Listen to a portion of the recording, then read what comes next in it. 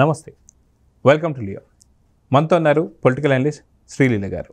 నమస్తే అండి. నమస్తే. రెంటపాళ్ళకు సంబంధించినటువంటి ఒక పర్యటనలో దాదాపు ముగ్గురిని బలి తీసుకున్న తర్వాత అప్పటికి కూడా పోలీసులు కూడా తప్పుదోవ పట్టించేటువంటి ఒక వైన మనం చూసాం. జూన్ 18వ తారీఖు జరిగినటువంటి ఒక ఈ రెంటపాళ్ళ గ్రామం సంబంధించి దాదాపు 10:30-11 గంటలకి ఈ సింగయ్యకి సంబంధించి అంటే జగన్మోహన్ రెడ్డి కారు తొక్కిందని చెప్పేసి కొంత ఆధారాలు అయితే వచ్చాయి. అయితే అదే రోజు పోలీస్ స్టేషన్కి సఫారీ వెహికలే గుద్దింది, అది కూడా క్యాన్వాయ్తో సంబంధం లేదు అని 0001 అని చెప్పి దేవినేని అవినాష్ అనుచరుడి పేరు తీసుకెళ్ళి చెప్పారు. సో అక్కడ పోలీసులను తప్పుదోవ పట్టించేటువంటి వైన. అదే కాకుండా 3 రోజులుగా అంటే దాదాపు 18వ తారీఖు జరిగింది, 23వ తారీఖు దాకా బయట పెట్టకపోవడం మనం చూస్తూ వస్తున్నాం. అదే కాకుండా మనం ఇంకొక విషయం చూసుకుంటే ఈ 3 రోజుల్లో కూడా జగన్మోహన్ రెడ్డి కానీ లేదా అదే వెహికల్లో కూర్చున్నటువంటి ఎవరు కూడా పెద్ద పెద్దోళ్ళు అందరూ ఒక మాజీ ముఖ్యమంత్రి, మిగతా మంత్రులు, మాజీ మంత్రులు అందరూ కూడా ఉన్నారు. వాళ్ళు కూడా వచ్చి లేదు మా టైర్ కిందే పడ్డాడు సింగయ్య అని చెప్పి వాళ్ళు చెప్పకుండా అబద్ధం ఆడి అంటే నిజాన్ని దాచి ఇంకో తప్పు చేశారు. అయితే ఇప్పుడు ఇంకొక డౌట్ ఏమొస్తుందంటే వైఎస్ వివేకానంద రెడ్డి గారు ఏదైతే ఫస్ట్ గుండెపోటని, తర్వాత రక్తపు వాంతులని, దాని తర్వాత గొడ్డలి పోటులుగా మారిన తర్వాత నారాసుర రక్త చరిత్రగా మార్చి జగన్ రెడ్డి సీఎం అయ్యాడు. సో మళ్ళీ ఇలాంటి సింపతి గెయిన్ చేస్తానికి ఆ కార్ టైర్లు ఏదైతే ఇప్పుడు కార్ స్వాధీనం చేసుకున్నారు, కానీ ఆధారాలు దొరకకుండా ఉండడానికి ఆ కార్ టైర్లు మార్చేసి ఉంటారు. ఎందుకంటే దాదాపు 18వ తారీఖు జరిగిన తర్వాత 23వ తారీఖు బయటకు వచ్చింది, 25 ఆ తారీఖులో వాళ్ళు వెహికల్ స్వాధీనం చేసుకున్నారు. సో నిజంగా టైర్లు మార్చుంటారా అనేటువంటి అనుమానాలు ఉన్నాయి. మీరేమంటారు? అంటే ఇప్పుడు మీరు ఏదైతే చెప్తున్నారో దేవినేని అవినాష్ అనుచరుడు కారు పోలీసుల దగ్గరకు వాళ్ళంతటా వాళ్లే వచ్చి ఏ విధంగా వాళ్లే ఒప్పుకున్నారు అనేది, ఆ వెహికల్కి కూడా వీళ్ళు రక్తపు మరకలు కావాలని చెప్పేసి అంటించారు అనేది కూడా వినిపిస్తుంది. ఇంకా ఆ పని చేసిన వాళ్ళకి ఈ కారు టైర్ మార్చడం, మరి కారు సంబంధించి ఆనవాళ్ళు ఇప్పుడు అతని మృతదేహానికి అంటుకోకుండా ఉండటం చేసినవి ఏదైనా చేస్తారు. అంటే వీళ్ళ ప్రయత్నం ఏంటంటే తప్పించుకోవాలి, చేసింది అక్కడ ఒక తప్పుడు పని. మరి దాని నుంచి వాళ్ళు రక్షించుకోవాలంటే ఏం చేయాలంటే మరి ఇట్లాంటివని అంటే ఇప్పుడు ఒక ఆరోపణ చేస్తున్నారు వాళ్ళు, కూటమి ప్రభుత్వం మాకు సరైన సెక్యూరిటీ ఇవ్వలేదు, జగన్మోహన్ రెడ్డిని వీళ్ళెవరూ కూడా సరిగ్గా పట్టించుకోవట్లేదు అని ఆరోపణ చేస్తున్నారు కదా. మరి వాళ్ళు ఏ రోజైతే రెంటపాళ్ళ గ్రామం పర్యటన జరిగిందో ఆ రోజు సాయంత్రం ప్రెస్ మీట్ పెట్టాడు కదండి జగన్మోహన్ రెడ్డి గారు పెట్టారు, తర్వాత వాళ్ళకి సంబంధించిన రజనీ పేరున అని వీళ్ళు కూడా పెట్టారు. పెట్టినప్పుడు ఎక్కడైనా సరే కూటమి ప్రభుత్వం జగన్మోహన్ రెడ్డి గారికి సరైన సెక్యూరిటీ ఇవ్వలేదు, అందువల్ల ఆ వృద్ధుడు చనిపోయాడని చెప్పారా? ఎక్కడ మాట్లాడలేదు. అంబటి రాంబాబు కూడా ప్రెస్ మీట్ పెట్టారు, ఇంకా సక్సెస్ అయిందని చెప్పి. సక్సెస్ అయింది, మేము ఇలానే తొక్కించుకుంటూ వెళ్తాము, ఎంతమంది మీరు లిమిటేషన్ ఇది అని పెడితే మాత్రం మేము ఎక్కడ కూడా ఆగేది లేదు, ఇట్లా తొక్కించుకుంటూ పోతామని చెప్పేశారు.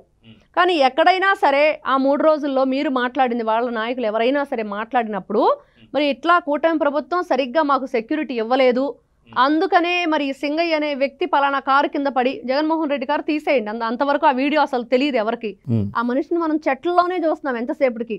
కేవలం కాన్వాయ్లో ఉన్న కారు తొక్కించింది, ఆ కారు కూడా ఈ రోజున పోలీసులు స్వాధీనం చేసుకున్నారు, వాళ్లే స్వయంగా ఒప్పుకున్నారు అనేది మాత్రమే తెలుస్తుంది. కానీ మరి వీళ్ళు ఎక్కడా కూడా ఆ విషయాన్ని ప్రస్తావించడం కానీ కనీసం అతనికి ఈ విధంగా జరగటానికి మరి అధికారంలో ఉన్న ఈ రోజున కూటమి ప్రభుత్వం అవటం అని కానీ ఆరోపణలు చేయలేదు.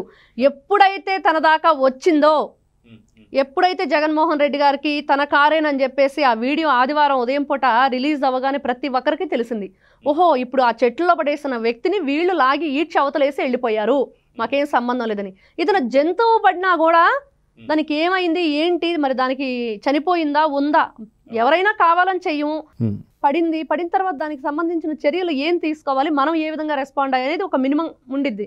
అది కూడా లేకుండా వాళ్ళు ఏ మాత్రం మానవత్వం లేకుండా నీ కార్యకర్తని, ఒక దళితుడిని, ఒక పెద్ద వయసు ఉన్న వ్యక్తిని తొక్కించేసి మరి ఈడ్చి చెట్లో ఏదో మనం కుక్కనో జంతువునో ఈడ్చినట్లు అట్లా వేసి వెళ్ళారంటే దీన్ని బట్టి మీ గురించి ఏ విధంగా ప్రజలు అనుకుంటున్నారు? అయితే ఇక్కడ ఇంకొక విషయం కూడా, తొక్కిన తర్వాత సింగయ్యని తీసుకెళ్లి చెట్లలో పడేసిన తర్వాత ఇప్పుడు వైసీపీ నేతలు ఏమంటున్నారంటే ఎందుకని పోలీసులు హాస్పిటల్ తీసుకెళ్లేదని చెప్పి మాట్లాడుతున్నారు. అదిగాక ఏదైతే అంబటి రాంబాబు కానీ వీళ్ళందరూ కూడా సరైనటువంటి ఒక భద్రత ఇవ్వలేదని చెప్పేసి మాట్లాడుతున్నారు, రోప్ లైన్స్ మాకు ఇవ్వలేదని చెప్పి మాట్లాడుతున్నారు.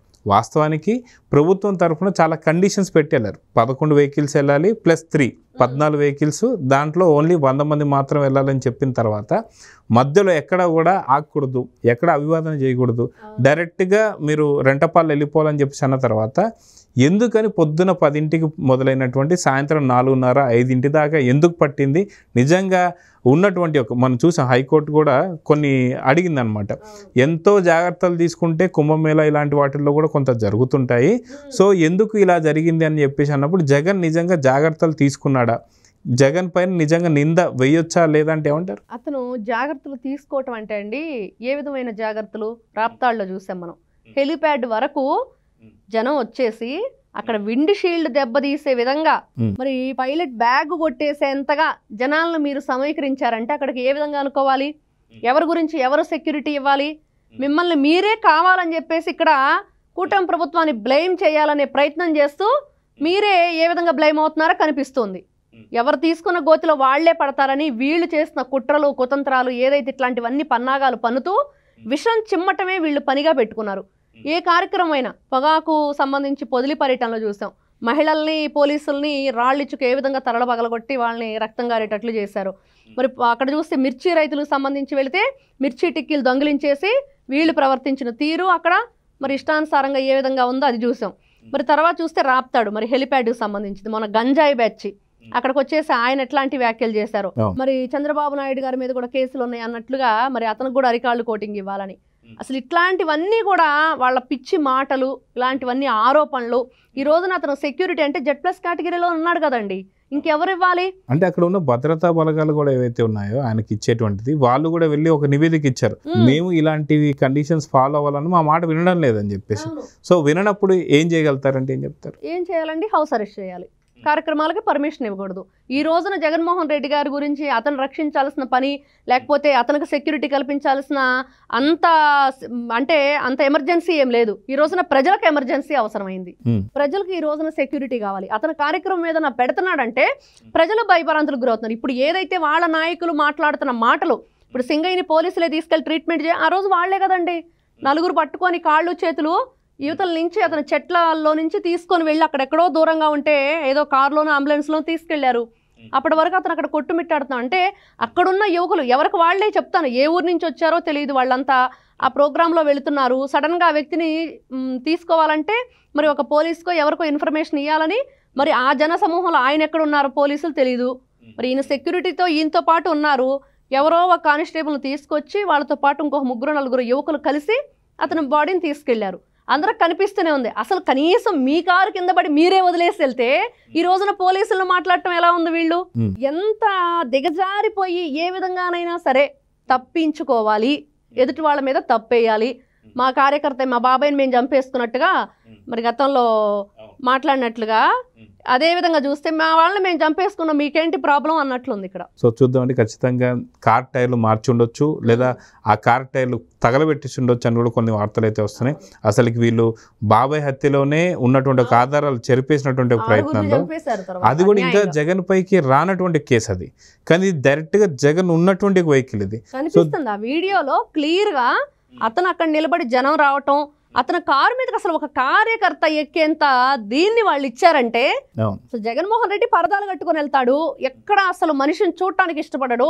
అట్లాంటి వ్యక్తి అక్కడ దాకా తెచ్చుకుని కావాలని వీళ్ళు కుట్రపూరితంగానే చేశారు అనేది 100% అక్కడ క్లియర్ గా అర్థమవుతున్న విషయం. అదే తన దాకా తన అదే కారులో ఉండి సింగయ్య కేసు తలకి మెడకి ఎక్కడ చుట్టుకుంటుందని చెప్పి మొదట ఒక కారును పంపించి ఆ కారు కాదు అని చెప్పి తర్వాత వీడియో వచ్చిన తర్వాత ఇతని కారు అని చెప్పి రాంగ్ ట్రాక్ పట్టించారు. ఈ రోజున ఏం మాట్లాడుతున్నారు? ఫస్ట్ ఎస్పీ ఈ విధంగా మరి ఏదైతే ప్రెస్ మీట్ లో తను చెప్పాడు కదా స్టేట్మెంట్, మరి వాళ్ళని కండిషన్ బెయిల్ కూడా ఇచ్చాడు కదా, మళ్ళీ ఎందుకు ఈ విధంగా మాట్లాడుతున్నాడంటే ప్రజలందరూ మాట్లాడుతున్నారు. ఈ రోజు వక్రీకరించింది వైసీపీ నేతలే కదా, వాళ్లే క్లియర్ గా ఈ రోజున వచ్చిన వీడియో ప్రతి ఒక్కరూ కనిపించింది, ప్రతి ఒక్కరికి అర్థమైంది జరిగింది ఇది.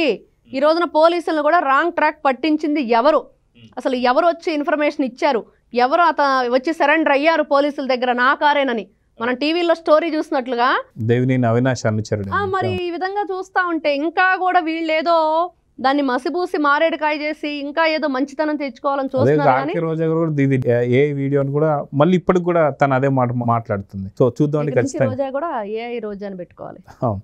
సో చూద్దామండి ఖచ్చితంగా ఈ కేసు మీద ఎలాంటి తీర్పు వస్తుందో లేదో చూద్దాం మరి. నమస్తే. నమస్తే. Please subscribe to Leo News for more videos.